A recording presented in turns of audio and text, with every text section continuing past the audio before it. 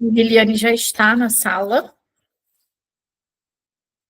Hoje quem está fazendo a intérprete de Libras é a Janaína.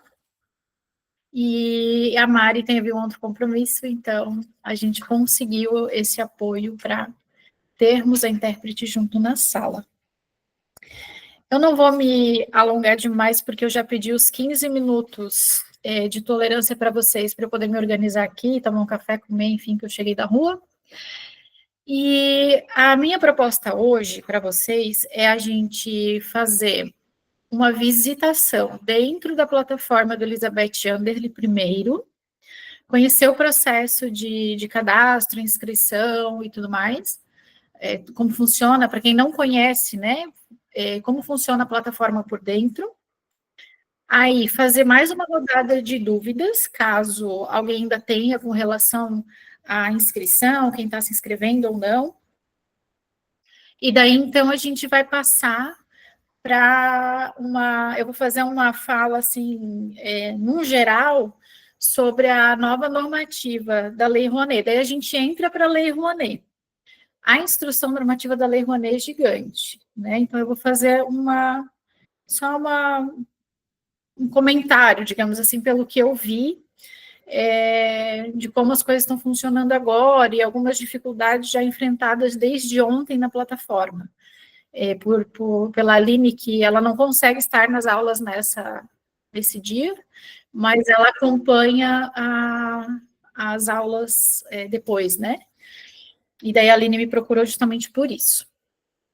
Eu vou compartilhar a tela para a gente visualizar a plataforma do Elizabeth Anderle, que é por onde eu quero começar com vocês.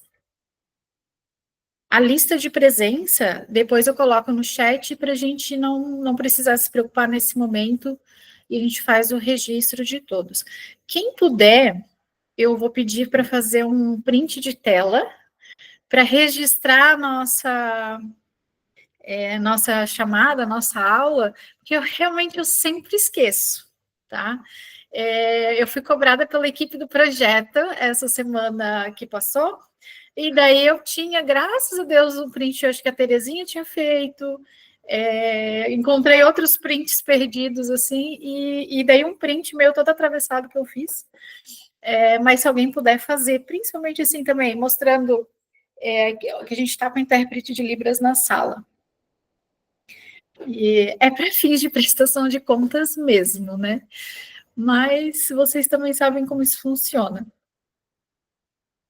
Vou colocar aqui Elizabeth. A dona Elizabeth Anderle na tela.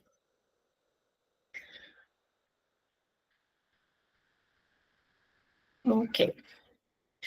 Então, para quem não conhece, né, a Fundação Catarinense de Cultura utiliza a plataforma da FEPESE para fazer as inscrições do edital Elizabeth Anderle. Do Anderle e deixa eu até dar só para ver se eu não vou falar besteira.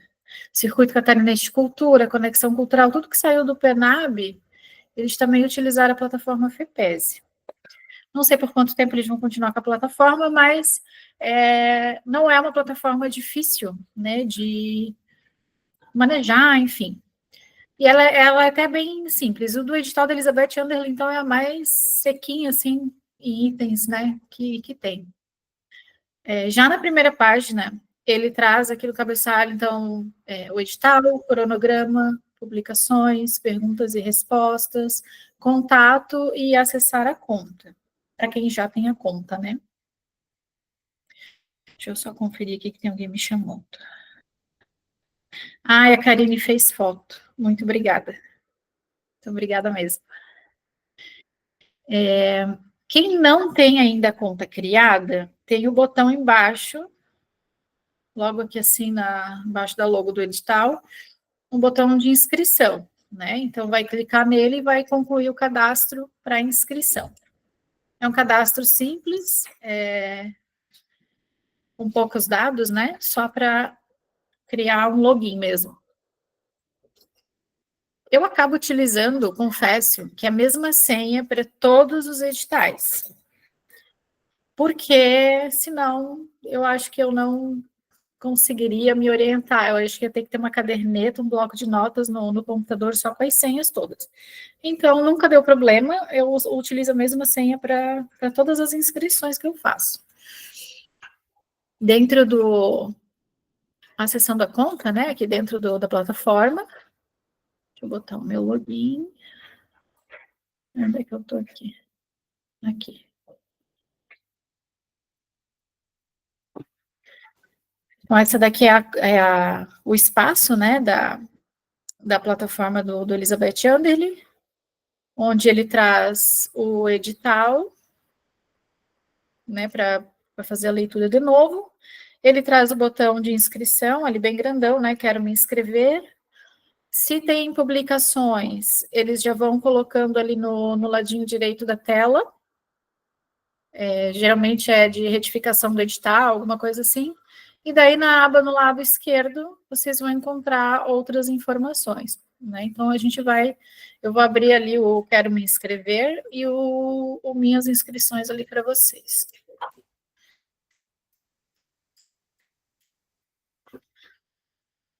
Eu tenho aqui um projeto fake, né? Um projeto só para a gente poder abrir a plataforma. Já de inscrição iniciada. Aí, nos botõezinhos de ação aqui no canto direito, a gente tem para excluir a proposta ou para editar ela. Ela fica com o botão de excluir até o final das inscrições. Encerrou as inscrições, não consegue mais excluir o que está cadastrado ali, mesmo que tu não tenha, de fato, enviado, né, a proposta. Então, eu vou abrir aqui no botão, no lapisinho de editar, e basicamente é isso que vocês vão encontrar ali dentro. É muito simples, né? Vocês vão preenchendo com os dados. No meu caso aqui é pessoa jurídica, mas quando vocês fizerem inscrição, vocês podem optar por ser pessoa física também. Lembrando da questão do imposto de renda, né? A pessoa física tem a retenção de imposto de renda, é um valor que é bem considerável, né? Tirado dos projetos. E o cadastro do CNPJ, ele atende diversas personalidades jurídicas, e o MEI acaba se tornando uma opção habilidosa, digamos assim, para contornar essa questão do imposto de renda. Mas também tem suas limitações, né, de recebimento de valores anual.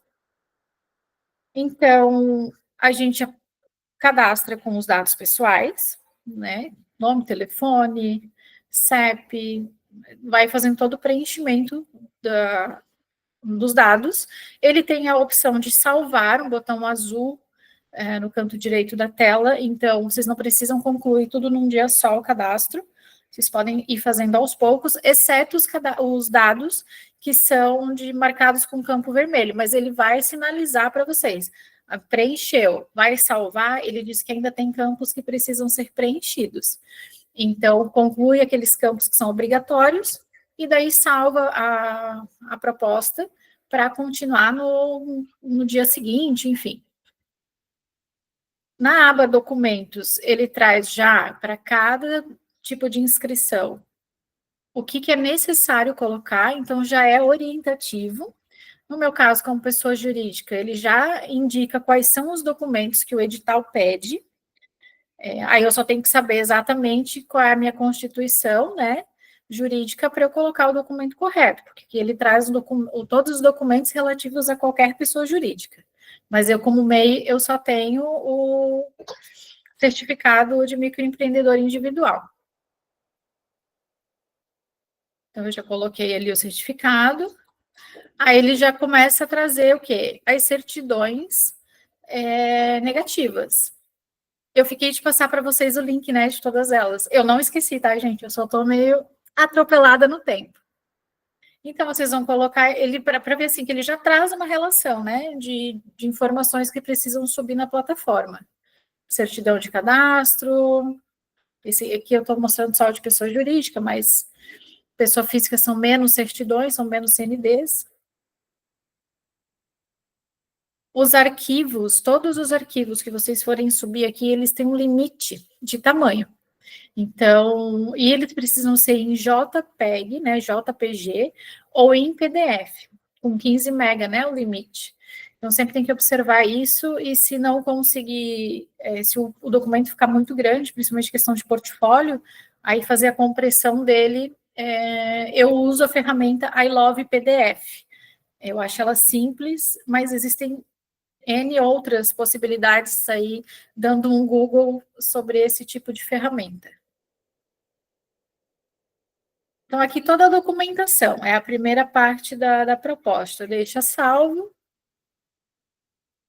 Ah, um lembrete. Eu gosto de fazer o quê? Toda a documentação que tem validade, mesmo que eu já tenha feito uma pasta e salvo as mais recentes, eu gosto de tirar as CNDs no dia que eu vou enviar a inscrição. Dificilmente eu envio a inscrição no último dia do prazo, mas eu prefiro tirar as CNDs bem fresquinhas, o CNPJ, o certificado de MEI, tudo que eu preciso que conste uma data em cima, eu tiro no dia, só no dia que eu vou enviar, né? Ou eu tiro ela para ver se está ok e depois eu substituo, enfim, porque a Fundação Catarinense de Cultura é tanto quanto chatinha com relação a isso, né? Eu já tive casos que eu tive que entrar com recurso de projeto por conta da data foi, eu acho que do cartão CNPJ, que ele foi emitido dentro daquele ano da inscrição, mas para eles não validaram, né? E até porque ele não é um documento que ele tem validade. O ideal é que você tire o documento sempre, né, recente, mas não é um documento que tem uma data de validade. Enfim, mas daí eu argumentei e eles aceitaram, mas foi um estresse, assim, deu uma dor de cabeça que, enfim, não é legal. Então, agora, daqui para frente, com a Fundação Catarinense de Cultura, eu sou mais cuidadosa nesse sentido. Documentação que tem data em cima, é sempre a data daquela semana que eu estou enviando o projeto. De preferência do dia. Aí a próxima aba, que é a proposta cultural, também já vai trazer digamos assim, intuitivamente como você vai preencher ela, né? Então, no caso aqui eu botei em cultura e artes, né? Porque seria cultura e artes, patrimônio, museus e biblioteca. Que são essas as categorias do edital. E daí os prêmios, então, ele vai separar aqui por blocos, né? De teatro, música. Só um pouquinho que os cachorrinhos estão latindo. Teatro, música, letras, livro, leitura e literatura. Dança, culturas populares e diversidades, culturas negras e afro, cultura dos povos originários, artes visuais, artes circenses. Então, dentro desses prêmios, vocês têm que verificar o enquadramento do projeto de vocês. Principalmente com relação ao objeto, né, do projeto. O que de fato você vai entregar. Também, se vocês tiverem dúvida com relação a esse enquadramento, a gente converse e verifica qual é a melhor entrada ali, enfim, para encaixar. Depois disso, vem a escolha por módulo, que nada mais é do que escolher um prazo ou outro. 12 meses para o módulo 1 de execução, 6 meses para o módulo 2. E isso vai fazer com que mude também o valor, né, da proposta. Então, se eu colocar o prazo de 6 meses, eu tenho 50 mil reais. E se eu colocar o prazo de 12 meses, eu tenho 85 mil reais. Vai ter uma diferença, eu acho que lá em patrimônio, né, tem valores diferentes.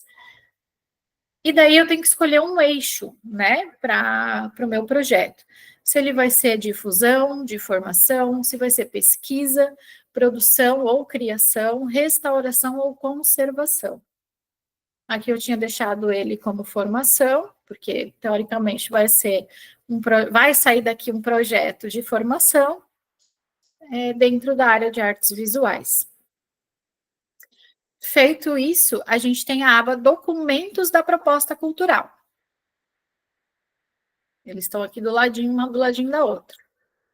A plataforma também traz os modelos de anexos aqui no lado direito, a carta de anuência, pessoa física, pessoa jurídica, a estrutura da proposta cultural, termo de autorização de uso de voz, carta de cessão de uso de espaço, estrutura daí do relatório de execução e prestação de contas, para o final, solicitação de fiel depositário para bem permanente, para o final do projeto, ficha técnica da equipe técnica, e eles fazem uma lista com os contatos, enfim, para a gente ter isso como um roteiro, digamos assim.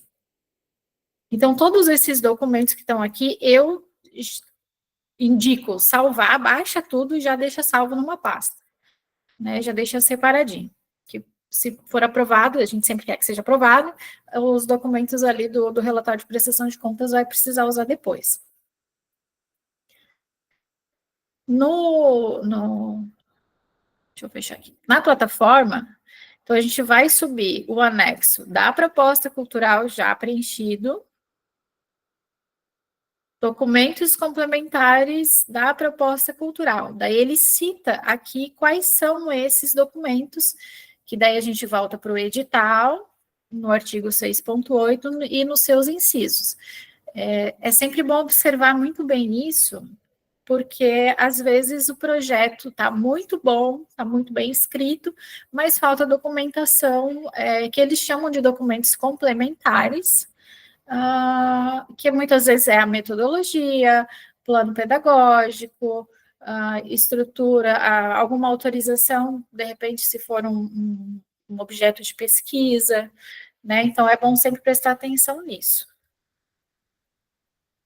A planilha orçamentária, né, preenchida conforme os critérios que ela também já vem com um formatinho montado para aplicar a pré-produção, a produção e a pós-produção. E é isso. Findou, preencheu tudo, salva, finaliza a inscrição e envia. E daí, oremos. Então, assim, a plataforma em si, para inscrição, ela é bem simples. Aqui na aba do lado esquerdo, acompanha os processos. Então, como não tem nada ainda, ele fala que não tem nenhum resultado no momento. Aba de recursos, né? Que pode criar um recurso. Essa parte de criar recurso é um prazo específico do edital, onde você faz uma reclamatória daquilo que foi analisado incorretamente, ou que você acha que foi analisado incorretamente. Né? Tu tem que argumentar o porquê. Aí a gente tem a aba do contrato, se a proposta for aprovada, se passar, né, se vai receber o recurso, se estiver habilitado para receber o recurso, vai aparecer aqui para assinar. Assina direto aqui na plataforma. O assinar na plataforma é muito simples agora. Quem já participou no edital passado, é só apertar o botãozinho que ele já assina, né? É digital. Informação bancária para receber o recurso, abre uma nova janelinha para colocar os dados, também tem ali o termo para abrir a conta no banco, já tudo detalhadinho. Então, sempre vão acompanhar por dentro dessa plataforma. Né? Esperar por uma publicação externa, às vezes faz com que vocês percam um tempo precioso, né, na demanda do cronograma do edital. Conforme as pessoas vão tendo dúvidas, né, e vocês também podem entrar em contato com eles por esse canal, tem um canal de contato que eu vou mostrar em seguida. As pessoas vão tirando as dúvidas com a Fundação Catarinense de Cultura, eles vão publicando as perguntas que foram feitas e as respostas. Então, consultar primeiro a aba de perguntas e respostas e depois verificar se já está contemplado ou não, para fazer contato com eles. Então, aqui já tem alguns questionamentos e algumas respostas, vários, inclusive. Que é interessante vocês fazerem a leitura disso, tá? Mesmo se você não for fazer inscrição no projeto, acompanhar, fazer a leitura para entender, né, o que as pessoas estão propondo e o que a Fundação Catarinense de Cultura também está respondendo nesse sentido. E, por fim, então, a aba de contato, que pode ser utilizada para fazer as perguntas e tirar as dúvidas. É só realmente para tirar dúvidas, porque depois que o projeto estiver aprovado e estiver executando, nasce uma nova aba de acompanhamento aqui no lado esquerdo, que é para fazer as readequações. A partir do momento que tu está aprovado, tu vai se comunicar com eles por ali. Ali que você vai enviar documentos e justificativas ou questionamentos, né, sobre o teu projeto e o que fazer com tal situação que, de repente, tu se deparou ali no meio do processo da execução. Deixa eu parar de compartilhar esta guia, porque essa foi. Quem já tinha entrado e já tinha feito inscrição ou participado e já conhece a plataforma da FEPESE. Os que podem abrir o microfone e falar juntos. Falar em coro. Oi, Thay, sim. Inclusive, eu ganhei o prêmio, né? Que não era tão difícil assim. Não tinha essa coisa arada toda de ações, né? Era de premiação por trajetória. Mas é bem legal trabalhar com eles. São muito atenciosos, né? Sim. Respondem. E agora, nesse edital, eu acabei fazendo uma inscrição, né? Criei senha, criei como que chama, o cadastro, né? Mas não tenho certeza ainda se vou fazer ou não, é muita coisa. Só a prestação de contas me apavora do Estado, enfim. Mas vamos ver, tem tempo ainda. O Estado realmente ele tem essa peculiaridade da prestação de contas mesmo, né? Bota com tudo, né? Tem que estar tudo batendo lé com cré, e a gente realmente se apavora, assim, né? Com cada centavo que sai fora da curva, porque acontece às vezes. Eu passei essa semana com o Banco do Brasil, onde me descontaram uma tarifa assim que não estava prevista. Daí eu corri depositar dinheiro lá na conta e agora eu vou ter que me justificar na prestação de contas, né? A Pateta conseguiu fazer um processo. E daí eu liguei para o gerente do Banco do Brasil e falei, querido, cagasse minha prestação de contas. Não era para ter nada caindo ali dentro. Aí ele foi lá, tirou, desbloqueou, fez um negócio lá, mas enfim, tá registrado, né? Não tem mais o que fazer. Porque eu já tinha feito o lançamento do valor lá na conta. Mas eu vou devolver para a Fundação Catarinense de Cultura, então quero crer que, no máximo, um puxão de orelha eu levarei. Vai dar tudo certo. A Suzana está com a mão levantada. A Liliane falou que não conhecia ainda, que não tinha escrito. Oi, tudo bem? Na verdade, tinha uma dúvida ali do... Pode tirar agora ou depois? Pode. Então, nunca participei, assim, de edital, né? Por exemplo, se a gente quer fazer uma formação numa escola, numa ONG, vários lugares, é permitido ou não? Sempre tem que ser em um lugar só. Pode fazer em vários locais diferentes. Aí é conforme o teu planejamento, né? Por isso que é o projeto. Tu vai planejar e apresentar, por exemplo, de cada local, ali aquele anexo da carta de anuência, de cada local tu vai ter que ter uma anuência, um concordo, né? Que em receber, que a pessoa, que o local conhece o teu projeto, está sabendo do teu projeto e que se dispõe a dar um espaço para tu apresentar as ações. Uhum. E prestação de contas, por exemplo, você tem que, tipo, fotografar, bater foto de tudo, registrar tudo, documentação, você não tem noção, eu tenho medo de me inscrever, passar e não conseguir fazer essa parte, sabe? Os editais, a maioria deles, né, não é diferente no caso da Elizabeth Under, eles têm um manual de prestação de contas, né? Uns são mais robustos em texto, assim, né? Trazem com mais propriedade, digamos assim, o que está escrito, bem detalhado, e outros são mais sequinhos, assim, que te deixa sempre com aquela margem de dúvida, mas tem sim um roteiro para prestar contas. Inclusive, no próprio relatório, o que tu for escrevendo, tu já vai mais ou menos tendo uma noção daquilo que tu vai apresentar. Aí, no decorrer do processo da execução, por isso que a gente tem que ter uma equipe bem formada, fotografia, filmagem. No caso das crianças, tem que ter autorização do uso de imagem assinada. Aí vai ter que ter fotografia do material que tu vai comprar, se for produzir banner, cartaz, tudo tu tem que fotografar antes de usar. Outras comprovações, nota fiscal, cupom fiscal, não pode sacar dinheiro para pagar alguma coisa, tem que ser tudo Pix ou transferência, né? Ainda bem que tem o Pix hoje. A conta vinculada sempre é Banco do Brasil, sempre é ruim, né? Banco do Brasil, o atendimento lá dentro pode até ser muito bom, não estou falando da agência em si, mas o banco, por ter muita segurança, ele acaba sendo um pé no saco, né, na hora de tu executar as coisas. Por exemplo, o limite de Pix é de R$ 1.500. Aí tu tem um fornecedor lá que tu precisa pagar R$ 5.000, tu tem que voltar na agência, solicitar aumento do limite, esperar, acho que é 24 horas, fazer a transferência para o cara, e daí o teu limite vai voltar para R$ 1.500.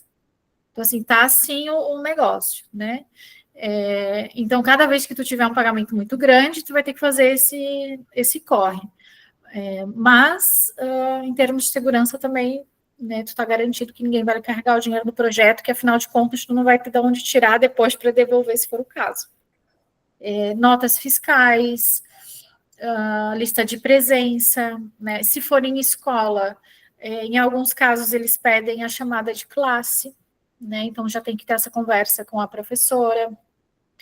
A declaração de realização, que é uma carta que o espaço depois faz, assina dizendo que sim, que você esteve lá, fez a ação cultural para X número de pessoas na data, horário, para estar bem comprovadinho, além de todas as outras documentações que tu registrou, né? Então tem todo esse arranjo. Contratos com prestadores de serviços também.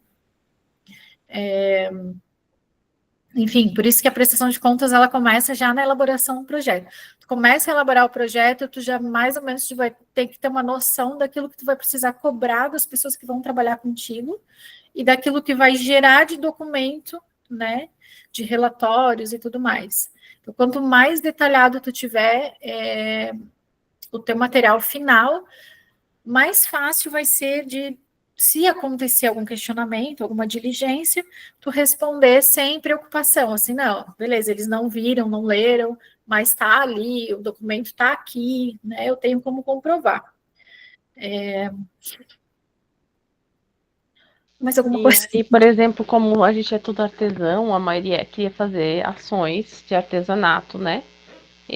Eu tenho que fazer o portfólio de cada um, dizendo quanto tempo trabalha, no qual a formação, tudo bem detalhado de cada artesão.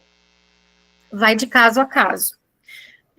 Se vocês forem escrever como coletivo, por exemplo, vocês vão pela Kunst, que é a CNPJ, aí vai ter que colocar o portfólio da Kunst House como principal, né, de tudo que ela oferece, tudo que ela já fez e faz. Se for utilizar artesãos específicos para oficinas, aí sim, vai o portfólio deles. Né? Não precisa colocar o portfólio de todos que estão vinculados à Kunst, mas aqueles que vão oficialmente trabalhar com alguma ação dentro do projeto, é muito importante que tenha essa documentação, inclusive a anuência deles também, a anuência da Kunst House também, ela mesma, né, se colocando, porque tem a pessoa, o representante legal, né, do coletivo. E currículo também é interessante ter um currículo. O que mais, gente? Ai, meu Deus, peraí, deu um leve branco agora. Currículo, portfólio. Tem alguns editais que pedem documento, tá? RG, CPF dos participantes. Então, não é o caso do Elizabeth Anderle, mas já fica a dica para os PENABs que vão vir, porque pode ser solicitado. Foi no Circuito Catarinense de Cultura, eles pediram a relação com o nome e CPF de cada integrante. Então, a gente tinha, eu acho que uns 48 integrantes no projeto e foi, assim, uma semana correndo atrás de nome e CPF de todo mundo. Porque cada um tem suas vidas, seus trabalhos extras, o projeto, né? Mas aí deu um corre, assim, bem doido para conseguir esses dados tão básicos. Até porque daí as pessoas também têm aquela, né? Mas para que tu quer o meu CPF se o projeto não está no meu nome, né? Aí já vem aquele medo. Aí tu tem que explicar, daí a pessoa passa uns 3 dias raciocinando se ela vai fazer ou não vai. Então, mas pode acontecer, né? Então, é importante você sempre ter alinhado isso de que pode ser solicitado uma informação mais particular, assim, né, de cada pessoa. Mais alguém quer falar do Elizabeth? Da dona Elizabeth? Senão eu vou passar daí para o seu Salik. Oi, Thay. Eu deixei aqui no chat uma pergunta, mas não sei se tu consegue visualizar. A pergunta é sobre autorremuneração. Ela é calculada em até 30% do valor global do projeto, é o que está no edital. Mas é sobre o valor já descontado do imposto de renda ou é o valor total do prêmio? Tipo, é até 30% dos 50 mil, ou é 30% em cima dos 33 mil que sobram, né? Depois com desconto. É só para, no caso, se eu for preencher, não ter dúvida na hora de preencher o orçamento ali, né? Sim. Eu sempre calculo em cima do valor global. Global é o valor total do prêmio? Isso. É isso? Então tá. Agora, tem a questão de ser pessoa física, né? E vai ter o desconto. Uhum. Para não ser glosado, digamos assim, o item, calcula sobre o valor já descontado. Melhor, né? É uma sugestão, né? Não vou dizer que é o correto a se fazer, porque eu entendo que o correto é em cima do valor do prêmio. Mas eu já fui glosada também, então é experiência. São todas experiências, eu já fui glosada também, porque eu calculei em cima do valor total, e o entendimento da comissão lá foi que tinha que ser do valor descontado do imposto de renda. Eu não entendi na época o porquê, né? Mas também não discuti muito. Mas eu Então, até acho meio justo, sabe, fazer, porque já que vai haver o desconto, então tem que ser tudo correlacionado, né? Eu imagino. e outra coisa também, assim, ó, concentração de... Acontece bastante, concentração de pagamento dentro de uma mesma rubrica. Eu vou dar um exemplo, assim, de material... É bem complicado, porque, assim, material didático, né? Vou falar do nosso projeto, o nosso projeto Grande do Mocidade. É uma rubrica inteira, num valor, que a gente separou para aquisição de material didático, que inclui caneta, bloquinho, sacolinha, impressão de apostilas, se for o caso, certificado, enfim. Essas coisas que vão para as oficinas. Alguns editais, na planilha orçamentária, eles requerem que seja discriminado item por item. Né? Então, é bem importante cuidar, porque depois, se for pagar, principalmente se vai pagar com a mesma rubrica orçamentária, vários prestadores de serviço diferentes, eles são bem chatos quanto a isso. Né? Então, a Fundação Catarinense de Cultura, como ela pede os extratos bancários, conciliação bancária, balancete, no final tem tudo isso. Para quem também não tem muita prática, é legal botar um contador nessa lista de prestador de serviço, porque vai precisar preencher esses documentos financeiros, né? Então, se a pessoa não se entende muito bem com essas planilhas, é preferível ter um contador para ajudar a ajustar, ou uma pessoa que faça, né, esse serviço, enfim, que tenha essa prática para fazer esse serviço, porque não precisa ser assinado por um contador. Quando eu faço para cliente, eu sugiro que a pessoa contrate um contador da sua confiança, porque eu não posso me responsabilizar pelos pagamentos do proponente, né? Então, já peço para arranjar, para ter um contador para... Nessa parte eu não tomo parte, né? Não faço parte. Aí Só a Teresa acompanho. falou uma coisa bem interessante, assim, a produção cultural, ela não movimenta a conta bancária do projeto. Né? Então, não adianta contratar um produtor cultural achando que ele vai resolver todos os seus problemas nesse quesito. É como a Terezinha falou, quem vai mexer na conta bancária é o proponente. Então, ele tem que ter certeza da movimentação que ele está fazendo, se está correta. Né? Antes de fazer uma transferência, conferir o valor, conferir se está indo para a pessoa certa, se pode estar pagando naquele dia. Existe a questão do, primeiro, Blumenau é muito assim, né? Presta o serviço, emite nota, faz o pagamento. Né? É uma ordem conforme acontece. mas a gente pode fazer pagamentos parcelados para a equipe também. Então, pagar uma primeira parcela agora, uma segunda, terceira, quarta, quinta, sexta parcela, conforme o prazo de execução do projeto. E para cada uma delas emitir uma nota e fazer um pagamento. Então, o proponente ele vai estar com acesso à conta bancária, e é ele que vai ficar responsável pelos extratos, pela conta corrente, por verificar se a conta está aplicada, está rendendo juros, verificar se não está sendo cobrada nenhuma tarifa indevida. Por quê? Se houver essa cobrança de tarifa indevida, vai faltar dinheiro para pagar o prestador de serviço. E esse dinheiro vai ter que sair do teu bolso. Não tem outro jeito, né? Mesmo que tenha juros na conta, nesses casos, tem casos que o edital libera sem necessidade de solicitação, tem casos que o edital diz que o proponente não pode usar os juros, e casos que o edital diz que o proponente tem que pedir a autorização para usar os juros.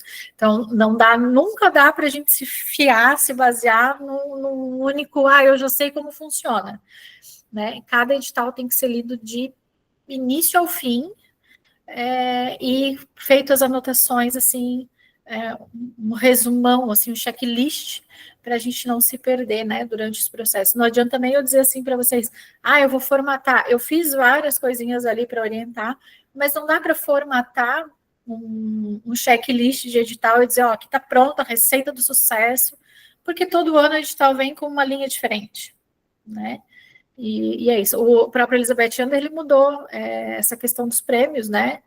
Ele facilitou essa questão do eixo, né? Tu escolhe o eixo e tu entra daí na categoria que tu quiser e daí na subcategoria. Então, tu tu não precisa, não está separado o valor ali por cada um, né? Por cada item. Mais alguém?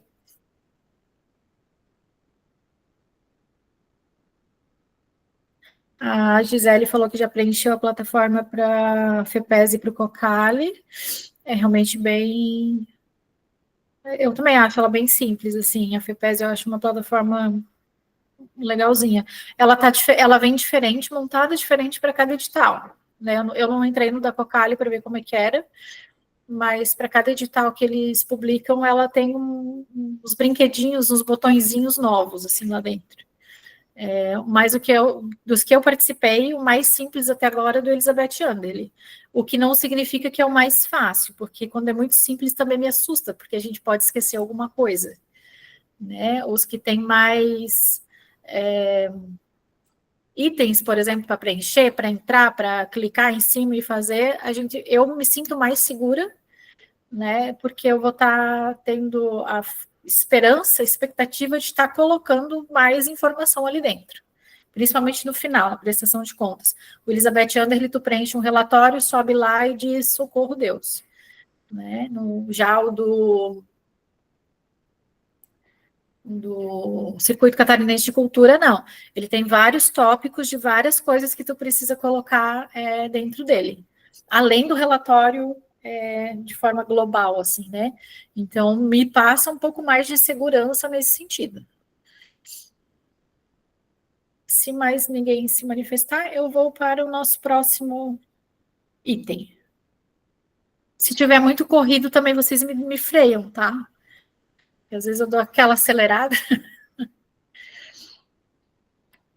Então, vamos lá. Oi!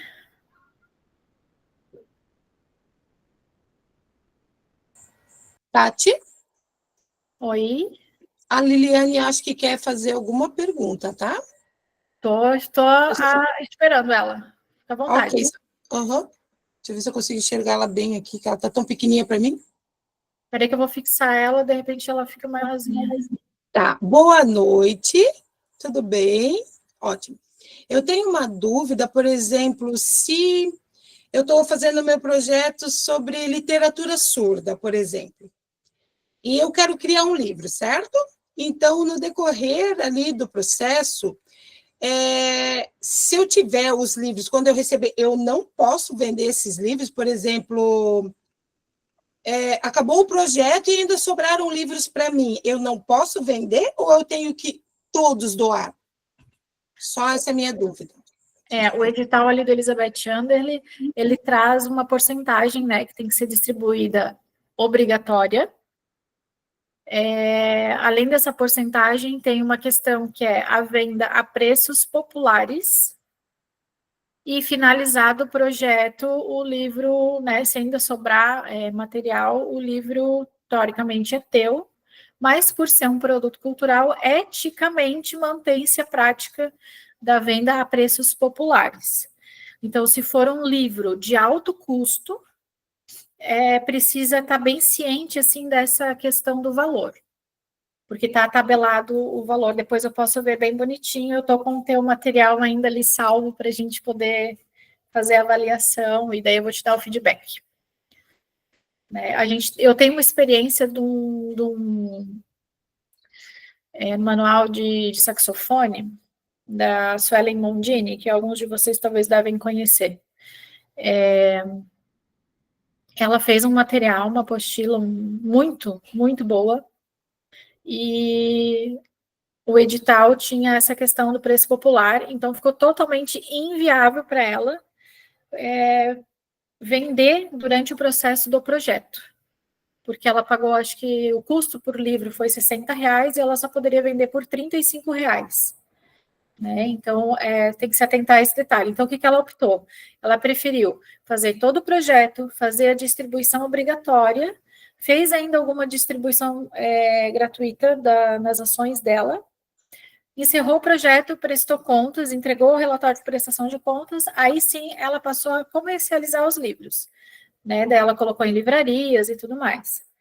Né? Para ter essa possibilidade de resgatar, digamos assim, porque ela teve que colocar um valor em cima, né? Naquele caso específico, ela teve que colocar um dinheiro dela em cima, então ela conseguiu se recuperar, né, depois com a venda, pelo menos no valor que ela pagou pelo livro.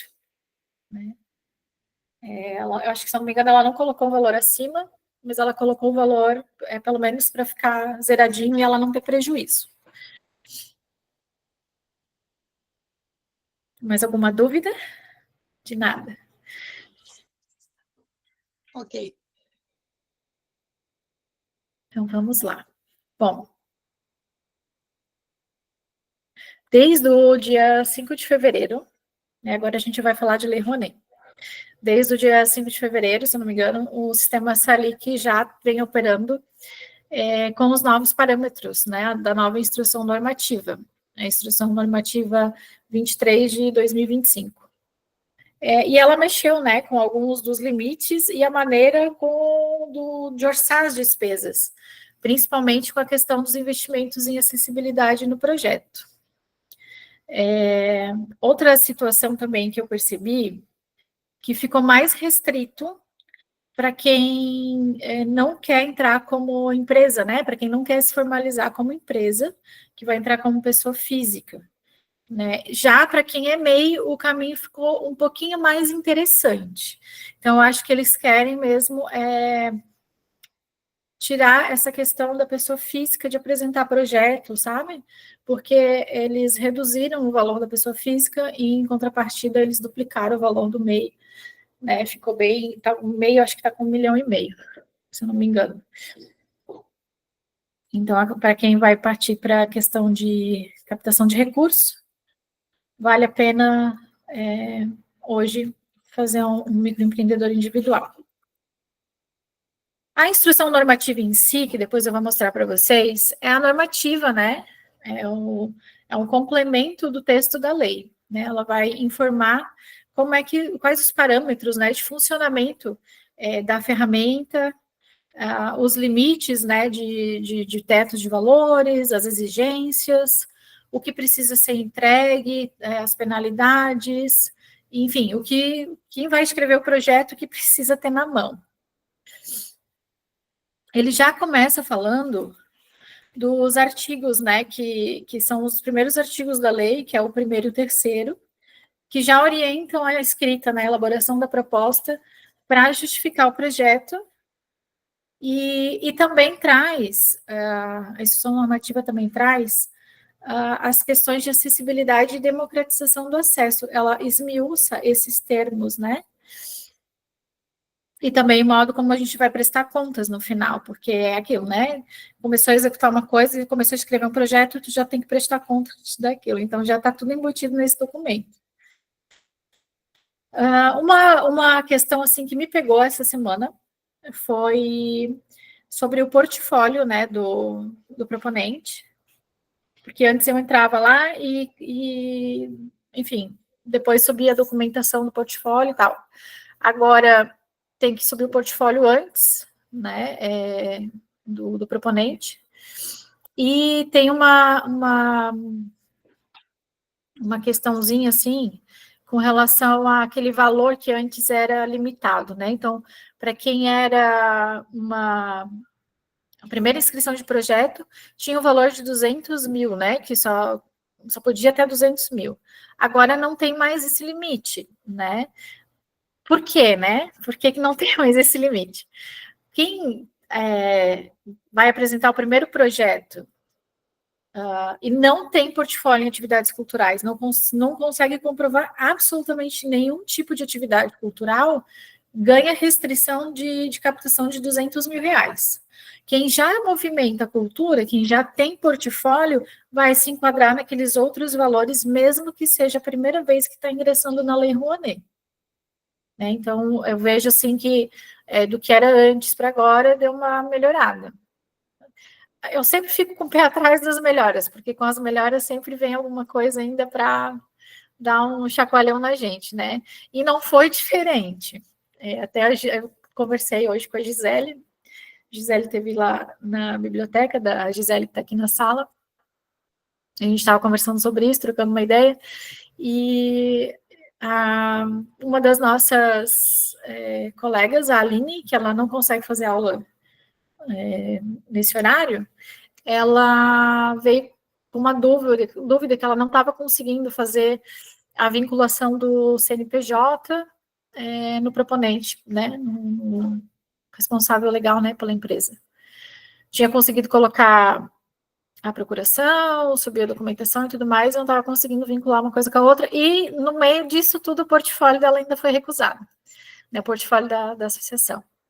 Aí hoje, até depois que eu conversei com a Gisele, eu acessei de novo a plataforma deles, o Salic, para conversar com a Aline e ver o que tinha sido resolvido.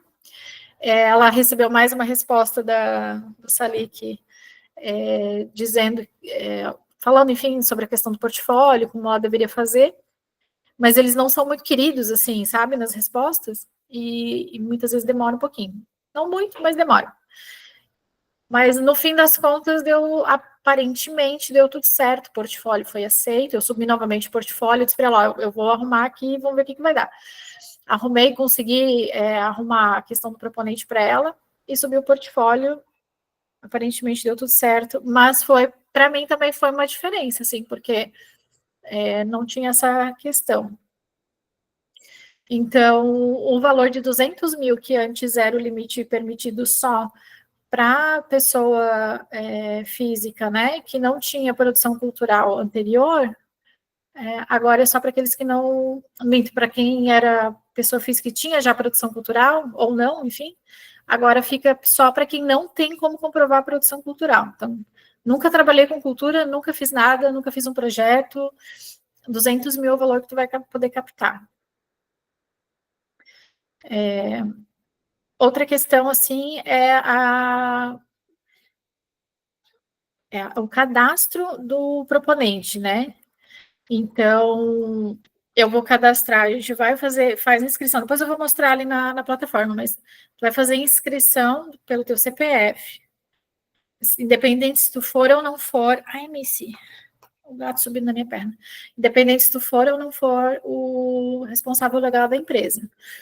Então, você vai fazer a sua inscrição com o CPF, depois disso, você vai cadastrar o seu portfólio CPF, aí você vai cadastrar a pessoa jurídica proponente, né, se for o caso, e o portfólio da pessoa jurídica proponente. Então, são vários passos para isso acontecer. Para ver o aceite da pessoa jurídica proponente agora, tem um outro caminho também, né?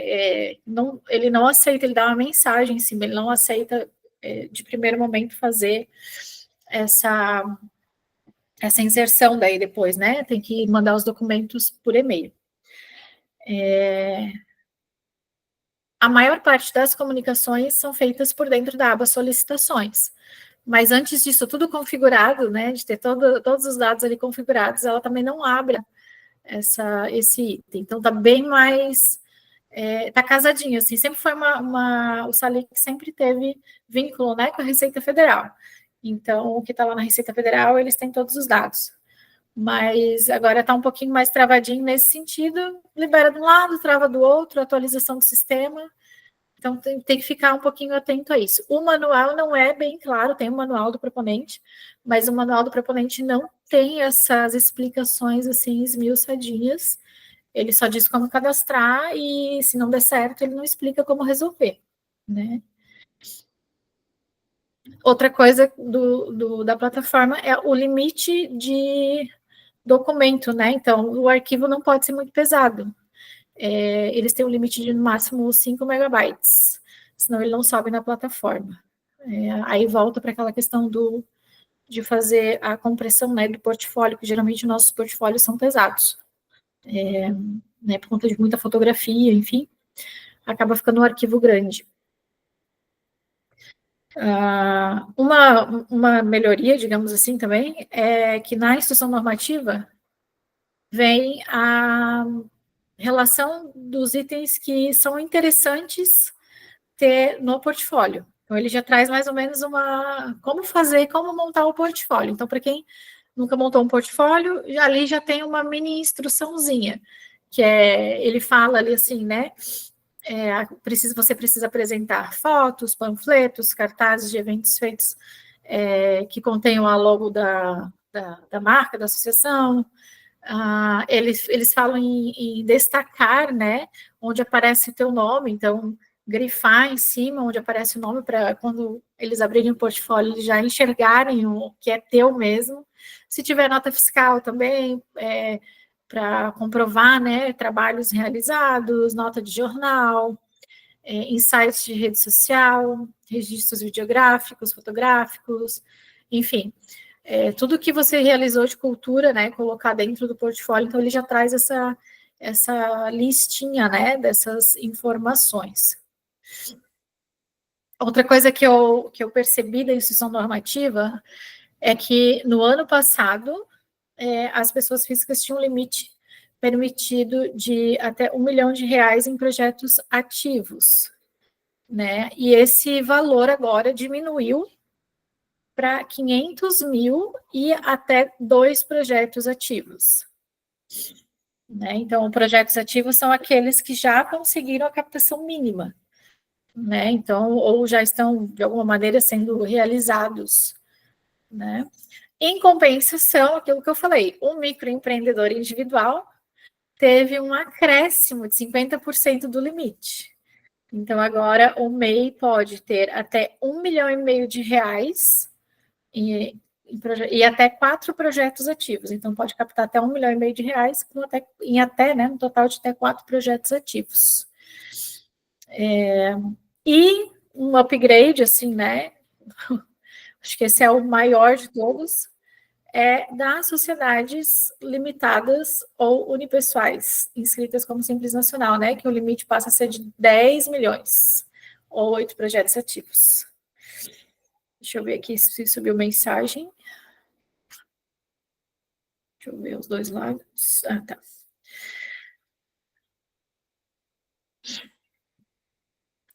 Uma coisa que não mudou, né, para quem já escreveu Ronê, para quem conhece um pouquinho, é o limite da remuneração do proponente.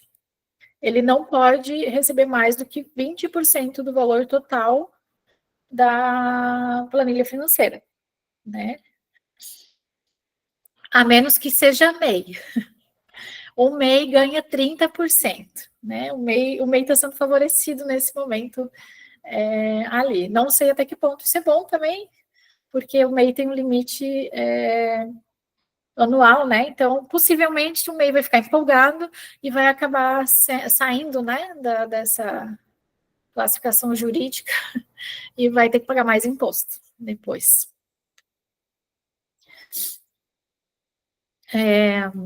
De maneira geral, assim, né? A ideia, eu acho, que eles tiveram com relação a esses ajustes foi de fazer com que o recurso movimentasse melhor, né, entre os fornecedores, né, fazer gerar mais recursos. Então, limitando o valor do proponente, limitando em 20%, a gente teria mais recursos para outros serviços, né. E as linhas de acessibilidade, né, que agora elas passam a fazer parte dos custos vinculados de divulgação, né. Então, quando montar lá o orçamento, nos conjuntos de custos, pré-produção, produção, pós-produção, assessoria contábil, impostos, enfim, para cada real que tu lançar nesses conjuntos, o custo vinculado do produto, né, vai alimentar proporcionalmente com os custos vinculados, que são a captação, com até 10%, custos de administração com até 15%, e divulgação, comunicação e acessibilidade com até 20%. Então, dessa forma, as despesas de divulgação, comunicação e acessibilidade, elas não são mais detalhadas antes da execução, e elas passam a ser uma verba para utilização ao longo do projeto. Né? Então, já vai calculado automático. Eu estou meio sem conseguir respirar. A maioria das empresas, falando um pouquinho da captação, né? A maioria das empresas, elas gostam de aplicar no máximo 20%, né? Para comunicação, divulgação e acessibilidade. Eles acabaram vinculando, né, esse valor, porque é uma forma de garantir que realmente os projetos tenham, né, esses serviços. E a maioria diz que vai fazer, e na hora de executar o projeto, não tinha ninguém, não precisa, eu não vou usar, eu não sei o que fazer com esse recurso, eu decidi não vincular na televisão, decidi não botar legenda, ou não contratar algum tipo de acessibilidade, e acabava que esse valor eles utilizavam para outras coisas e não para essa finalidade. Então, agora está vinculado, né, ele só pode ser utilizado para isso. E ele vai, conforme tu vai colocando os valores ali, ele já vai somando para apresentar ali o quanto que tu vai ter que executar. E ainda falando de acessibilidade, o detalhamento, né, para responsabilidade social, né, ela estabelece regras obrigatórias. E uma leitura interessante é agora o novo guia de acessibilidade que o Ministério da Cidadania fez, né, para, enfim, falar e tratar sobre isso. Eu ainda não fiz a leitura desse manual, já compartilhei nas minhas redes sociais, que eu achei muito interessante, e ainda quero fazer um estudo desse documento, para verificar onde mais a gente pode melhorar com relação à acessibilidade nos projetos, né. Bom, o prazo de avaliação do projeto continua sendo 30 dias, né, mesmo existindo uma avaliação prévia automatizada, que pode reduzir esse tempo para 15 ou 20 dias, no caso dos editais, né, que já são pré-aprovados ali por estatais, enfim, com contrato de patrocínio. Deixa eu ver que entrou uma mensagenzinha aqui. Uma fotinho. Obrigada, Gisele.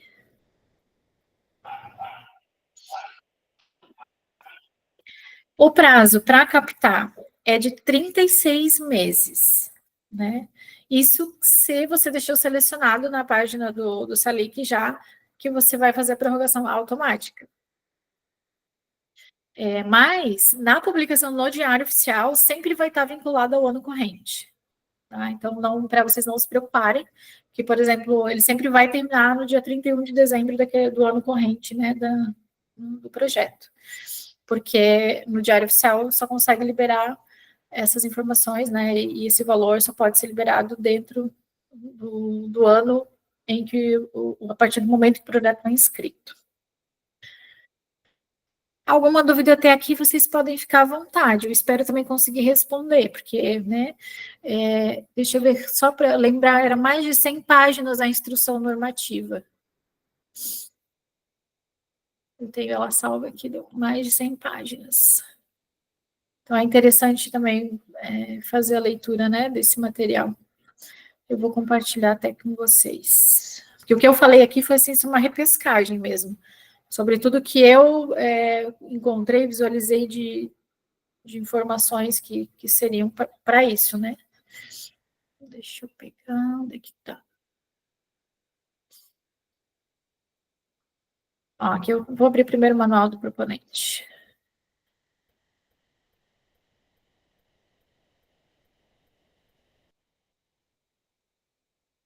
Tem na plataforma, tem o manual do proponente para fazer o cadastro. É um manualzinho bem robusto, bem feito, bem preparado, tá? Com um recorte de informações bem interessante. Tem essas pegadinhas ali que eu falei para vocês sobre a questão do cadastro CNPJ, que ainda precisa ter uma intervenção por e-mail, né, com o Salic, salic@cultura, não vou lembrar agora tudo. Mas caso alguém precisar também, é só me falar, mas se eu não me engano, eu acho que eles deixaram aqui no manual. Manual como contatos, eles não dizem para quê, né? Porque tem 200 mil números para falar com eles e é bem difícil. Então, o manual, ele traz apresentação, o que é o PRONAC. É salic@cultura.gov.br, aqui na página 5. Aí depois disso ainda tem, né? E bem importante, quando vocês forem falar com eles por esse e-mail, sempre colocar no assunto que é relacionado a uma questão técnica, operacional do sistema. Porque senão eles não vão responder o e-mail. Se colocar, eu tenho uma dúvida. Não, preciso resolver uma situação técnica do sistema.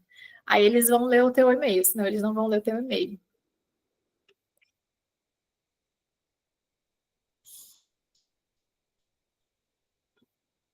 Ai, onde é que eu parei? Meu Deus. Sumi com o negócio. Deixa eu fechar o Elizabeth Anderley, que tá me confundindo aqui. Ai, que manual do proponente. Aí aqui ele mostra. Tem um e-mail também do Wallace. O Wallace ajuda muito, né? É bem interessante, assim, esse contato com ele também. Tem bastante conhecimento para passar. E, enfim, o manual daí ele traz, todas as telas que depois eu vou passar para vocês ali. A gente vai entrar para dar uma olhadinha. Mas o manual, ele acaba sendo básico, assim, né? Tipo, se tu já cadastrou aqui, pode pular para o próximo passo. Agora cadastra ali. Mas quando chega nessa tela aqui especificamente, do administrativo, se tu não tem o CNPJ cadastrado, tu não consegue continuar. Enfim, né? Aí tu fica, e agora? Ele disse que está proibido. E agora? Para onde é que eu vou? Então, aqui tem todas as telas do sistema. Eu fiz meu cadastro no meu CPF recente para tentar ajudar a Aline para tentar entender o que estava acontecendo com o cadastro dela, né, do que ela estava fazendo. E no fim eu acabei batendo na mesma parede que ela, e daí depois disso eu entendi como é que funcionava o negócio, né? Mas eu não sei se eles já me liberaram, porque leva pelo menos um dia, 2, para isso acontecer. Então, nesse manual, que tem 66 páginas, ele explica item por item de como preencher na plataforma, né? Eu li o manual, assim, porque eu já usava a plataforma sem o manual. Sem ler manual, eu já usava a plataforma, né? Para outras pessoas. Mas aí eu fui ler o manual, pensei assim, não, vamos ver, né? Se esse manual realmente explica como tem que ser o caminho. Ele traz bem certinho tudo que precisa ser conhecido. Só os pulos do gato, não, né? Os pulos do gato a gente tem que sofrer um pouquinho. E a instrução normativa, que eu falei para vocês, que tem mais de 100 páginas, se eu for fazer um download aqui, ela dá mais de 100 páginas. Ela traz toda todas as regras relativas, né, à apresentação, recepção e seleção, análise, aprovação, acompanhamento, monitoramento, prestação de contas e avaliação dos resultados dos programas, projetos, ações previstos na Lei Rouanet, né, na 8.313. Então, também é interessante para quem vai embarcar nessa jornada de captação de recurso, ler, reler, fazer anotação. Ele traz todo o conteúdo aqui do que é necessário, gigantescamente, dentro do site do Ministério da Cultura. Eu já fiz um compilado desses documentos que eu vou colocar para vocês tudo lá no Drive, para facilitar o acesso, né? Mas também na página do Gov, desculpa, vocês encontram com facilidade.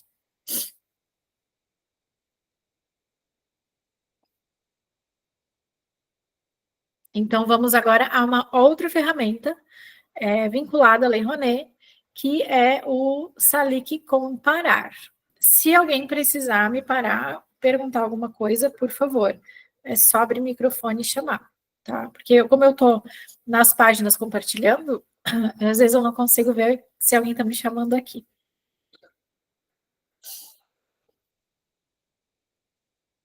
Este aqui é o site Salic Comparar. A plataforma Salic, né, a grosso modo, ela tem muitas funcionalidades, não só para a Lei Rouanet, mas serve também de parâmetro de valores para apresentação de projetos de outros editais. A maioria dos editais não pede um orçamento assinado pelo fornecedor, mas ela pede um parâmetro de custos de mercado, né? Então, ele não pode estar nem muito abaixo do que é praticado no mercado, nem muito acima do que é praticado no mercado, a menos que acompanhado da sua devida justificativa. Então, nesse site, aplicações.cultura.gov.br, ou se vocês digitarem no Google só Salic Comparar, vocês já vão ter várias informações interessantes. Além desses gráficos que eles apresentam de valores captados, desde quando, digamos assim, nasceu, né, a lei, até o atual, vocês ainda encontram informações bacanas, digamos assim, para terem como referência. Deixa eu conferir se está aparecendo bem certinho na tela, tá? Nessa aba aqui do lado esquerdo, né, onde eu cliquei nessas 3 linhas, ele abre várias telas de consulta, né? Então, uma delas que é interessante é a aba de comparativos. Ela vai abrir sempre umas planilhas de Excel, né? Então, de projetos aprovados, apresentados, captação de recurso. Outra planilha legal é de fornecedor, né? De item por projeto. Deixa eu tirar aqui a tela da frente, porque eu não consigo ler. Domínio, né? Agência bancária, área, segmento e enquadramento, CNAE cultural, produto cultural. Deixa eu ver se é isso daqui, porque eu vou abrir para vocês. Deixa eu ver se está aparecendo. Isso. CNAE cultural é uma das coisas que faz com que o projeto da Lei Rouanet seja arquivado, né? Todo proponente tem que ter no CNAE a finalidade de arte e cultura. Então, aqui tem uma lista com todos os CNAEs permitidos. Então, é interessante conferir para quem é PJ essa lista, né, de CNAEs permitidos. Ainda no domínio, ele traz uma lista dos produtos culturais, né, que foram habilitados, enfim, né. Ele tem muita informação aqui dos projetos que já aconteceram, é legal para a gente estudar essas informações. E o que eu quero pegar para vocês agora é de fornecedor. Deixa eu ir fechando aqui para não ficar muito aba aberta. Deixa eu ver alguma coisa aqui.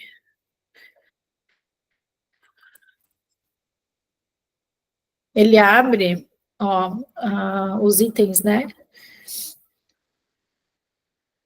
E ele traz uma lista com os fornecedores no Brasil. Também é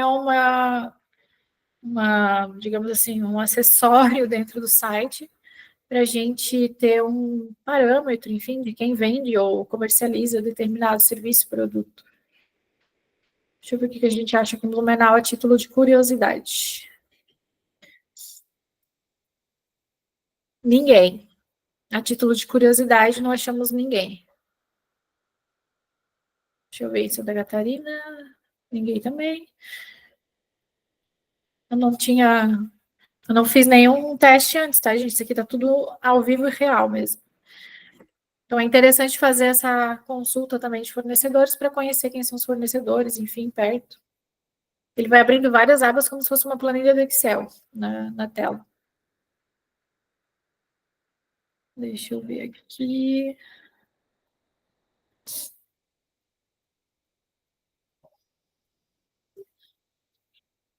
Qual que eu tinha aberto antes que eu não lembro agora? Meu Deus. Não, não é essa aqui que eu quero.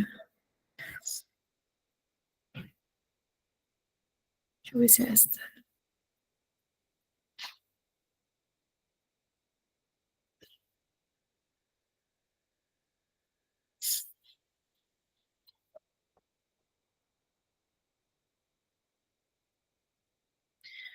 Vamos ver. Não tô nem...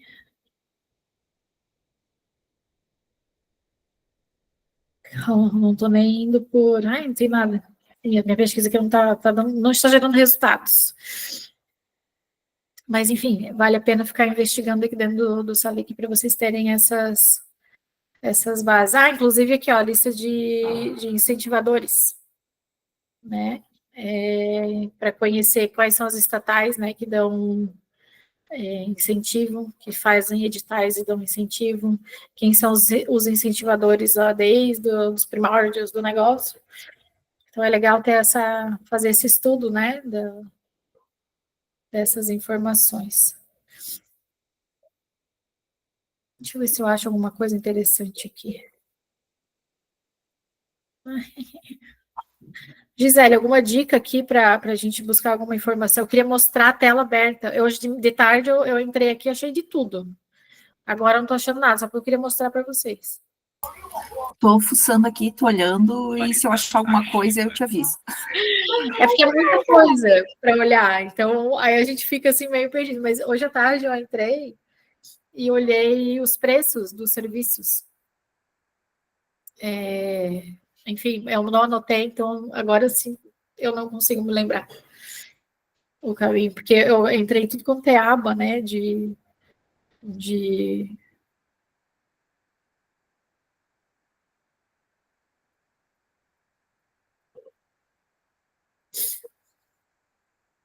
Aqui ele também faz uma comparação de agentes por região, fornecedor, instituição, pareceristas. Ele tem muita informação reunida, assim, para vários tipos de uso, né? Deixa eu ver aqui no item orçamentário aqui, achei. Vamos ver se ele vai abrir alguma coisa, né? Vamos ver. Mas no item orçamentário por produto, valor médio. Deixa eu ver o quê? Um curso. Curso em...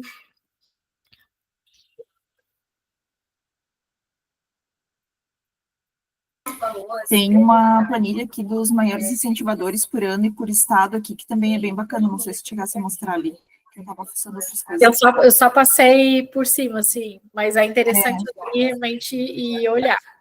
Santa Catarina tem alguns aqui, tá, pessoal? E tem alguns que eles estão em Blumenau e região. Tem coisas em Blumenau e tem incentivadores em Blumenau e região que talvez às vezes vale a pena para o pessoal, tá? Os 100 maiores incentivadores, eu fui naquela linha ali dos 3, no domínio comparativo. Deixa eu achar aqui onde é que eu achei lá. Nos incentivadores, embaixo ali tem os 100 maiores incentivadores por ano e por UF.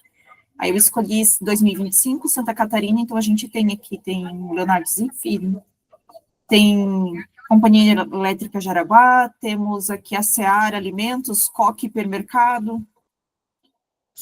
Então, eu acho que é uma coisa que vale a pena que, para quem for botar a Rouanet, é o que a gente estava conversando hoje à tarde, né, Thay? Às vezes vale muito a pena a pessoa que vai fazer um projeto para a Rouanet já conversar com a empresa antes, né? Já trocar uma ideia, já trocar uma ideia com a empresa antes, para quando for fazer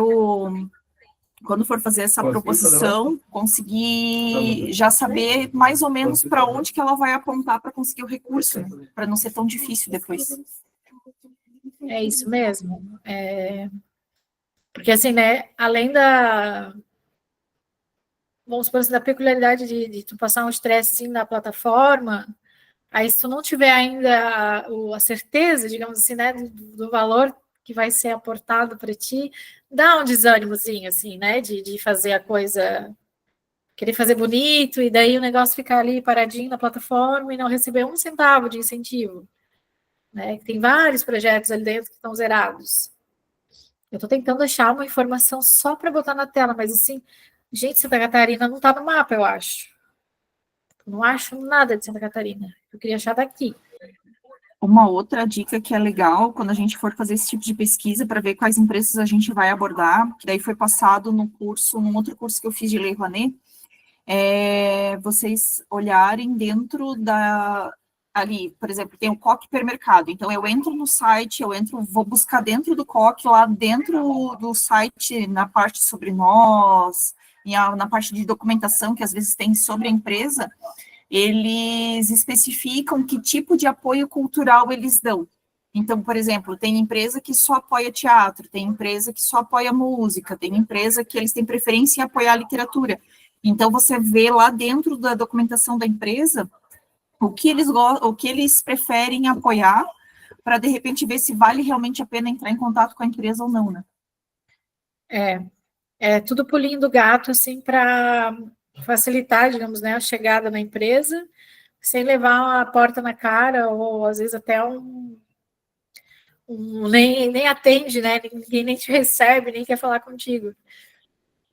Porque é aquilo, né? Todo projeto ele tem que estar alinhado, né, com o que a empresa espera. Não é nem com o que você espera do projeto. Eles querem, eles vão dizer e vão marcar aquilo que eles querem. Meu Deus, será que eu vou achar agora aqui um valor de orçamentário de São Paulo capital? Não é possível que não tenha. Ei, amém. Para vocês verem assim como é que aparece, né? Então, busquem por grandes centros urbanos, né? Os pequenos não têm não utilizam pelo jeito muito a questão do SALIC, então não fica registrado. Porque, na verdade, esses valores é média de valores dos projetos, do que eles vão, digamos assim, consultando e prestando contas, todas as informações, né? E daí vai criando essa base, esse banco de dados, né? Então, aqui o que eu coloquei, né? É o valor orçamentário de um produto, que no caso seria uma oficina, aquele da específico audiovisual, eu coloquei para pagar uma assistente, né? E no município de São Paulo. Então, talvez se eu não tivesse colocado município, tinha vindo uma relação mais gigantesca, mas eu coloquei São Paulo capital. Então, quanto que o assistente ganharia, né? O preço médio de um assistente seria de R$300 o mínimo, R$300, aqui ele dá R$300 o mínimo, R$300 o máximo, né? Aí ele dá uma folha mensal de R$2.500 o mínimo, R$3.500 o valor médio, R$4.500 o valor máximo, né? Então, sempre buscar, se vocês não têm, né, uma referência, buscar tirar daqui, porque daí justifica, por exemplo, assim, eu quero dar o cachê para o assistente de R$3.500. Aí você vai dizer que você fez a pesquisa no SalicNet, né? E o valor do cachê era R$3.500 lá, né? Falando tal. Enfim, tu dá a consulta, né, que tu fez, de repente pode colocar um print de tela, enfim, depende muito do que a planilha deixa, né, acrescentar de informações, mas dá para fazer esse link, né, com essa plataforma, dizer que você fez a pesquisa de preços através dessa plataforma. Isso serve para qualquer projeto, né? Eu uso bastante a referência do Salic e a plataforma de Joinville, que agora me fugiu o nome. Eu esqueci. Mas é bem parecida com essa daqui, inclusive. Além do comparativo de... Eu acho que eu passei brilho, se eu não me engano. Por algum motivo, mas eu acho que eu passei Maurílio. E o comparativo de valores da Fundação Getúlio Vargas também. Tem essas informações, né? São páginas similares, assim. Então, esse aqui é o Salic Comparar, uma página interessante para vocês estudarem. Agora a gente vai para o Salic, a parte administrativa, né? Compartilhar a guia com vocês. Então, essa é a página do saliccultura.gov.br, onde, caso não tenham cadastro e queiram conhecer a plataforma, vocês vão no botão cadastrar-se e vão seguir os passos da tela de cadastro, que é um cadastro também, simples, né, com dados. Caso já tenha login e senha, no caso aqui eu vou entrar com meu login e senha, eles encaminham por e-mail, tá, o login e a senha. E depois tu pode entrar lá dentro da plataforma aqui no usuário e fazer a modificação, né, para alterar a senha, mas eles te mandam uma senha provisória de início por e-mail. Na plataforma Salic, já na primeira página, tem os comunicados que eles fazem com os proponentes. Eles estão fazendo agora uma pesquisa sobre o programa Rony Nordeste. E é interessante, assim, pelo menos fazer uma visitação. Uma visitação desses materiais. Eita.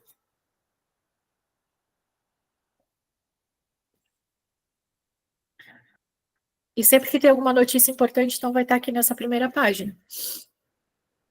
Aí a gente tem o quê? A aba do administrativo, onde a gente tem o cadastro do proponente, cadastro do incentivador, gerenciar responsáveis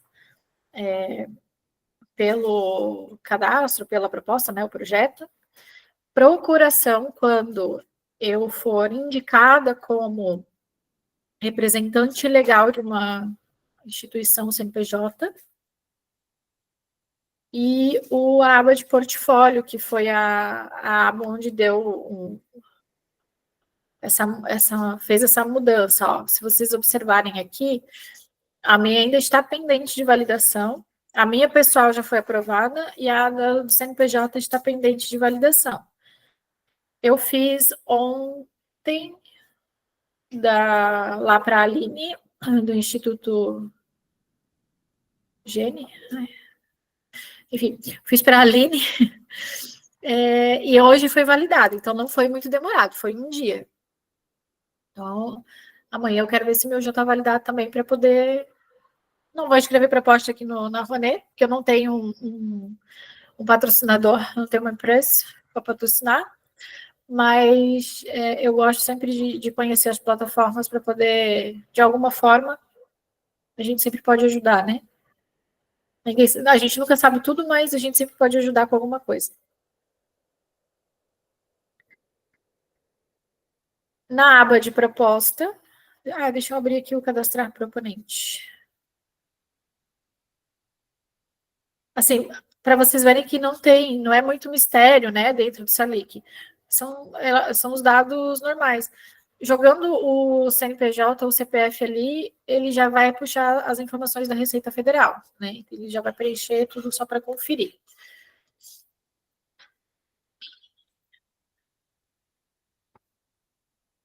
Da mesma forma, o incentivador também. Se você já tem, né, a empresa que vai fazer o patrocínio. Os responsáveis, né, pela proposta. Eu fiz o meu cadastro pessoa física e depois eu tive que solicitar, colocar um vínculo da minha pessoa jurídica proponente também, dentro da minha do meu cadastro de CPF como responsável, para vincular o meu CNPJ também. Foi esse processo que eu tive que fazer por e-mail, porque eu não consigo fazer automático no sistema. Aí ele não autoriza, né? Colocar aqui, cadastrar um proponente imediatamente. Então, primeiro preciso estar com esse vínculo ok, né? Eles têm que fazer análise desse vínculo, verificar se eu realmente não tenho. Até a Gisele comentou, né, sobre a questão de não ter pendência em nenhuma questão federal, enfim, de projetos anteriores. Não foi o caso lá da Aline, ali foi só faltava mesmo, eu acho que mandar o e-mail para lá, com as documentações, e eu também estou esperando aqui, né? Já mandei minha documentação, mandei a documentação da empresa, estou esperando que o vínculo seja feito para habilitar, né, essa aba também. E na aba de procuração, é fazer um cadastramento, né, da pessoa que vai virar, vai procurar aqui o proponente, depois embaixo vai cadastrar o procurador. Aí vai justificar o porquê e colocar um documento que comprove, né, que aquela pessoa é responsável legal pelo CNPJ, no caso, né, do proponente. Nas propostas, para escrever um projeto, né, para cadastrar um projeto, a gente tem que cadastrar aqui, o meu só aparece por enquanto pessoa física, então eu só conseguiria fazer cadastro de projeto como pessoa física, mas se eu quisesse fazer como pessoa jurídica, eu tenho que esperar aquele vínculo acontecer para o meu nome passar a aparecer ali e poder subir como proponente. A partir do momento que tu clica em cadastrar um novo projeto, ele vem a declaração de responsabilidade,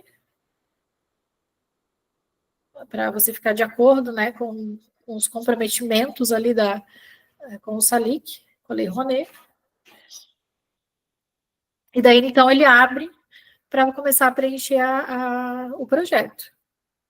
Assim, na plataforma, pegando aquele manual do proponente, mas essa parte aqui não acaba sendo intuitivo, no fim das contas, acaba preenchendo de forma fácil. Né? Mas é interessante já ter um rascunho na mão, um Word, todo fora, com todas as informações que tu precisa, para depois só ir lançando aqui dentro da plataforma.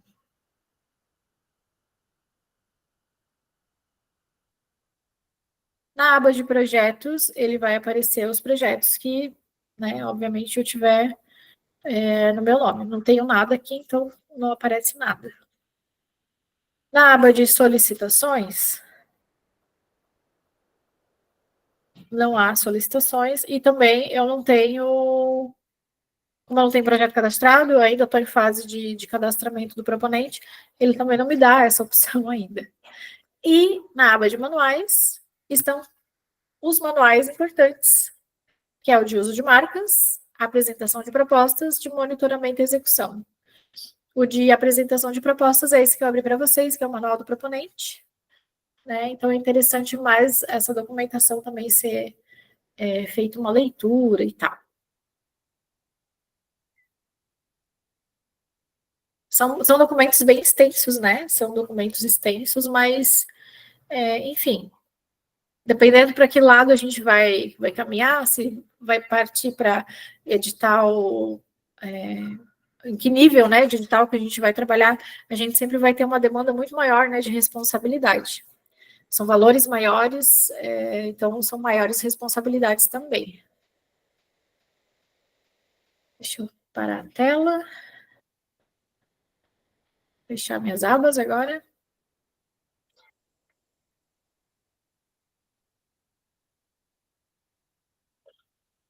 E voltar para cá. Deixa eu ver se tem alguma mensagem.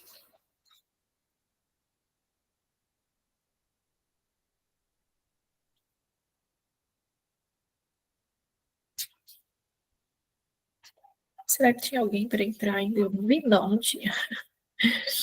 Bom, era o que eu queria apresentar para vocês hoje. Assim, eu ainda estou um pouco com a voz um pouco anasalada ainda, entupida, já tirei os curativos. Quem teve comigo na aula passada, eu dei aula com o gesso, né, no nariz, super entupida. Ainda estou, conforme vai passando o tempo, vai entupindo o nariz, mas é sempre aquela dúvida, né, meu Deus, será que eu vou conseguir fazer o negócio? Mas deu tudo tão certo que se eu tivesse de fato programado, acho que não tinha funcionado. Mas eu consegui fazer, entregar os projetos, fazer as aulas com vocês, no meio disso tudo fazer uma cirurgia, fazer uma execução de um outro projeto e não ter nenhum tipo de intercorrência nesse processo. Então, eu fiquei muito feliz, eu acho que para mim isso já valeu tudo. Mesmo dando aula com o nariz entupido e me engasgando de vez em quando, tá tudo certo.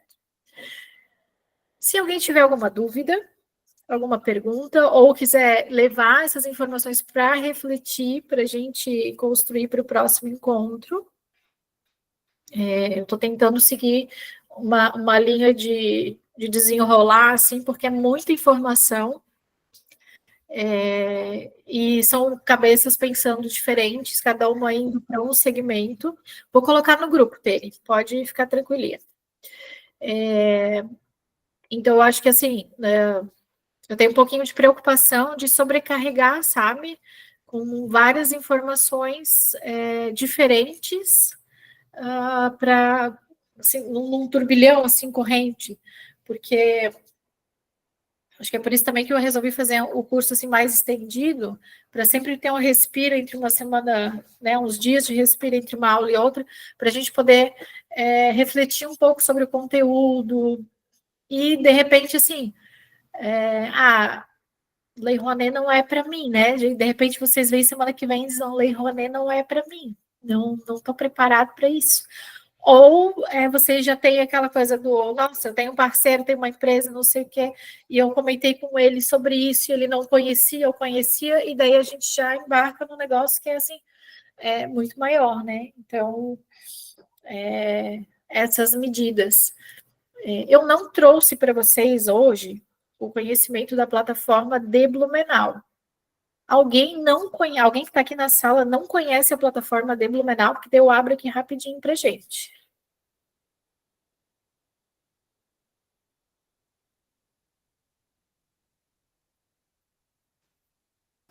A Liliane não conhece. Ok, vou abrir aqui então.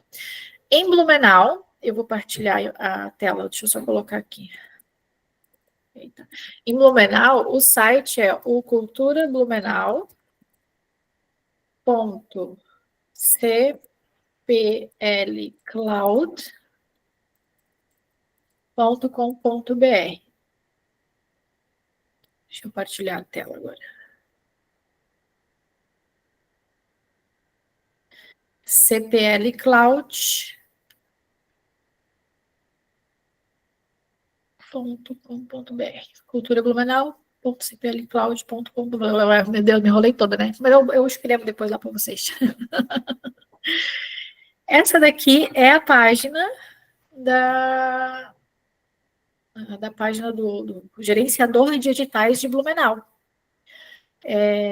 Ele trabalha com 2 acessos de inscrição, o que às vezes confunde o proponente que nunca acessou ela, porque apesar de a aba aqui escrito gestão de editais ser maior, a gente encontra um cadeado aqui no cantinho direito da tela, o que geralmente leva à confusão na hora de fazer cadastros, né?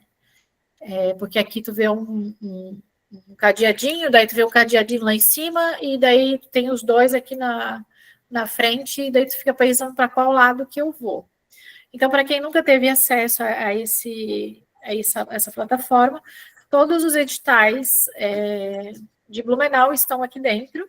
A plataforma foi conquistada, né, pelo Conselho de Cultura junto com o Fundo de Cultura, e ela é financiada hoje pelo Fundo de Cultura.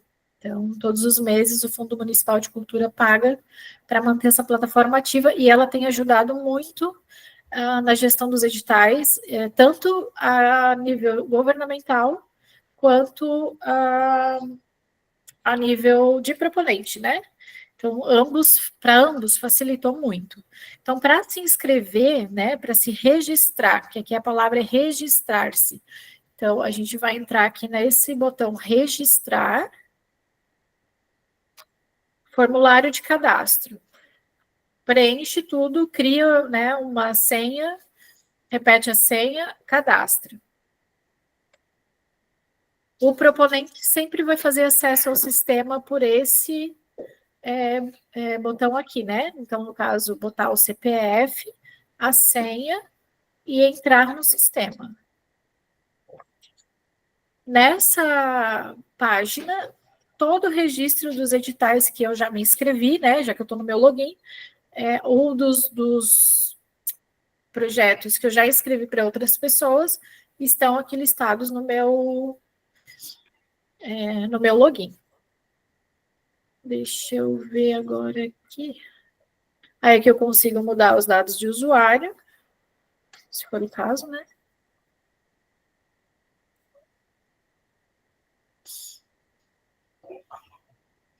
E agora eu vou mostrar para vocês como a gente não tem nenhum edital aberto, eu vou mostrar então os editais que estão fechados. Se tivesse edital aberto, já apareceria aqui em cima, né? Selecione o edital.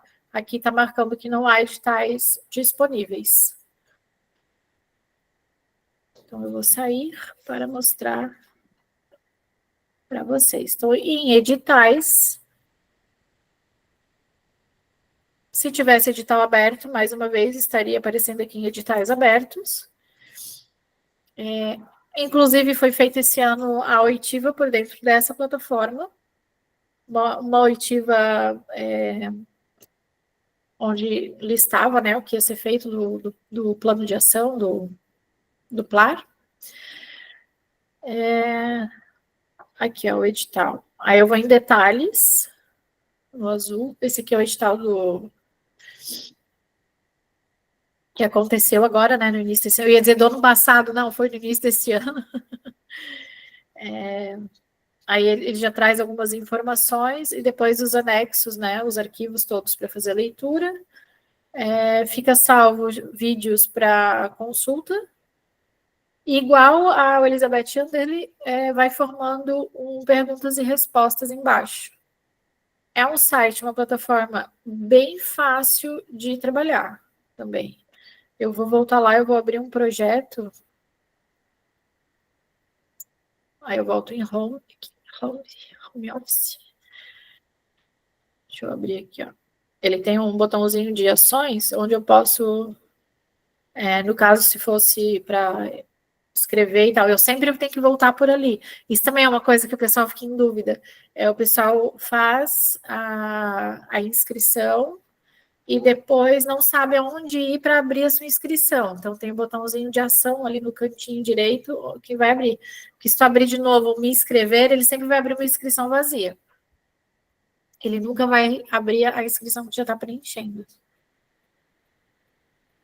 E ele é bem simples, ele é bem prático também de preencher.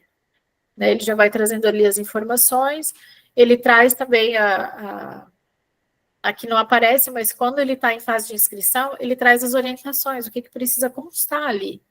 Então, ele também é um site, uma plataforma muito intuitiva, muito fácil de usar.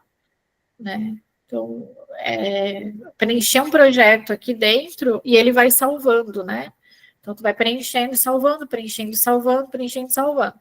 Diferente de outras plataformas, tu não consegue fazer isso. Eu sempre gosto de fazer um Word separado, né? Eu gosto de baixar o edital, baixar os modelos, tudo, criar um Word e depois começar a preencher. Alguém levantou a mãozinha. Maurílio, pode, fica à vontade.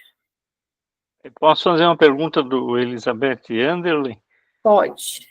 essa questão do ir preenchendo e salvando, né?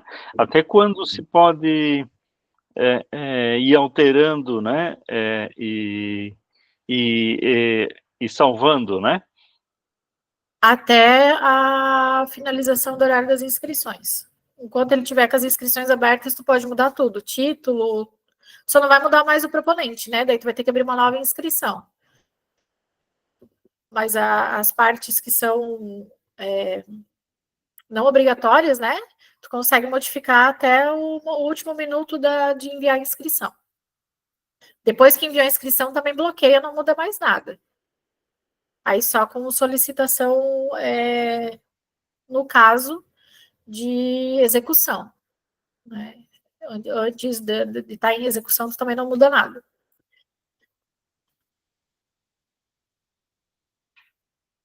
Respondido? Mais uma pergunta. Pode. Talvez até vale para esse diplomenal também. No edital ali do Elizabeth Anderle aparece que no item 6.7, sobre a estrutura da proposta, né, daí aparece assim, que a planilha deve englobar de 95% a 100% do valor, né, do total do prêmio. Então, ali tem o de 50 mil e 85 mil, né?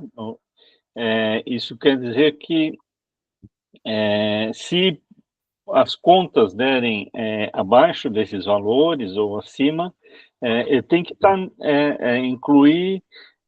tem que estar nesses 95%. Eu sempre oriento a fechar o orçamento no valor do prêmio. Né? Fecha o orçamento no valor do prêmio. Não é difícil fazer isso, porque está tudo bem caro. Para não ter glosa, né, de item orçamentário, enfim, deles achar que a planilha orçamentária está fragilizada, que os valores não foram bem aplicados. O que foi que eu fiz? Meu Deus, deixa eu puxar na memória agora.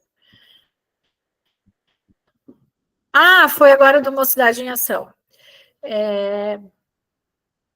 Eles acharam que o valor da oficina de literatura podiam ter pago mais para a oficina de literatura, veio no parecer, né? Mas era o orçamento que as meninas me deram, né? Então eu usei aquele orçamento e fui remanejando o valor para outros serviços. Mas mesmo assim, e também tinha que seguir um teto, assim, mais ou menos como essa questão agora da Elizabeth Anderle. Mas mesmo assim, eles ainda comentaram, não glosaram o item, mas eles comentaram do valor. Né, que eles acharam pouco e tal. Eu também achei pouco, mas, enfim, foi o orçamento que elas me deram. Eu fiz todo o projeto baseado nos orçamentos, né, tudo em valor real, assim. E que é assim que eu costumo... a maior parte dos projetos eu prefiro fechar com o valor real, já conversando com o fornecedor. Ou usando a pesquisa de preço ali do Salic, e depois daí eu tenho que, enfim, negociar, né, com o prestador de serviço. Mas utiliza, Maurílio, 100% do valor. Né? Se for por PJ, 100% do valor. Se for por pessoa física, 100% do valor líquido, né, que vai sobrar descontando o imposto de renda. Tem uma mensagem aqui no chat. A Karine tinha falado que não conhecia ainda a plataforma. É bom vocês navegarem, né, por esses sites, conhecerem, para vocês sempre terem informação fresquinha, digamos assim, né, de quando abrir um edital, sem depender muito do colega que vai mandar ou não vai mandar informação no tempo hábil. Né? São páginas interessantes de navegar e conhecer, saber o que está acontecendo. A própria oitiva que teve agora para a elaboração do PENAB de Blumenau, enfim, quando foi decidido, né, o que fazer com o recurso, mesmo que às vezes a tua opinião ali colocada não é, digamos assim, aceita ou escolhida, enfim, não é a demanda daquele momento, mas é legal para conhecer, né, o que está sendo feito e para onde está sendo destinado cada recurso para cada área. Então, eu peço que vocês sempre estejam atentos, né?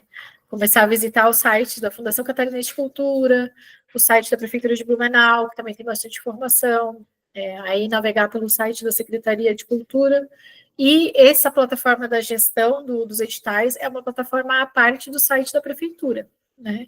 Mas está linkada lá dentro do site também. Vocês conseguem sair do site da Prefeitura e entrar neste. Mais alguém gostaria de falar, comentar, tirar dúvidas?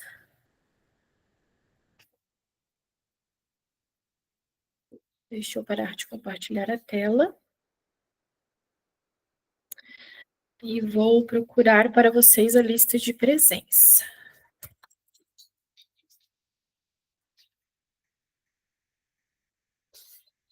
Aqui. Eu vou colocar aqui no chat. E vou colocar lá no grupo também, tá? Porque às vezes facilita, principalmente para quem está no celular.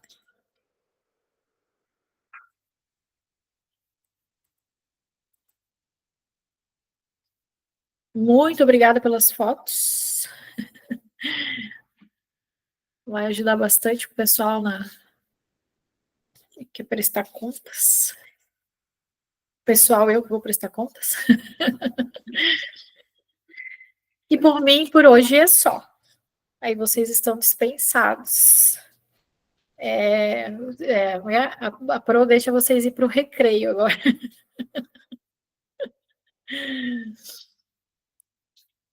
Fechamos, pessoal? Boa noite, Regi. Boa noite, pessoal. Obrigada por estarem aqui de novo. Uma boa noite para todos. Vou parar a gravação aqui.